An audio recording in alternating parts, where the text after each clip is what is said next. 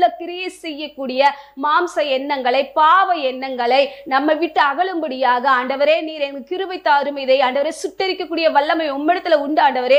இப்பேற்பட்ட தீய எண்ணங்கள் எனக்குள்ளாக உண்டாகாதபடிக்கு என்னை பரிசுத்தமாய் வாழ்வதற்குரிய ஆண்டவரே மகனாக தெரிந்து கொண்டிருக்கிறீங்க, பரிசுத்தமாய் வாழ்வதற்குரிய மகளாக தெரிந்து கொண்டிருக்கிறீங்க.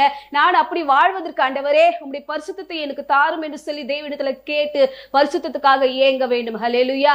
இப்பேற்பட்ட காரியங்கள் ஒவ்வொரு மனிதனுக்குள்ளாகவும் உண்டாகும். அசுத்தம் உண்டாகும், மோகம் உண்டாகும், துர்இச்சை உண்டாகும், பொருளாசை உண்டாகும், விக்கிரகாராதனையான காரியங்கள் உண்டாகும். இது எல்லாமே சேர்ந்ததுதான் கல்லர் குகையாக மாறினது. ஹல்லேலூயா. இப்பேற்பட்ட கல்லர் குகையை கர்த்தர் கண்ணோக்கி பார்க்க மாட்டார். உன்னுடைய இருதயம் எப்பேற்பட்டதாக இருக்கிறது?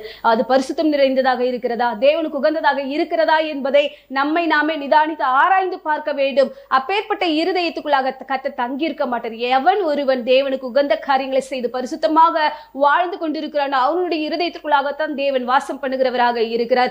நான் பரிசுத்தர், ஆகையால் நீங்களும் பரிசுத்தராய் இருங்கள் என்று சொல்லி வேதவசனம் நமக்கு சொல்லுகிறது. ஆகையினாலே நம்முடைய ஆலயமாகிய சரீரத்தை பரிசுத்தமாய் காத்துக்கொள்ள வேண்டும். அதுல தேவன் வாசம் பண்ணக்கூடியவருங்க. உன் இருதயம் உகந்ததாக இருந்துச்சுன்னு சொன்னா, பரிசுத்தமா இருந்துச்சுன்னு சொன்னா அதுல தேவன் வாசம் செய்வார்.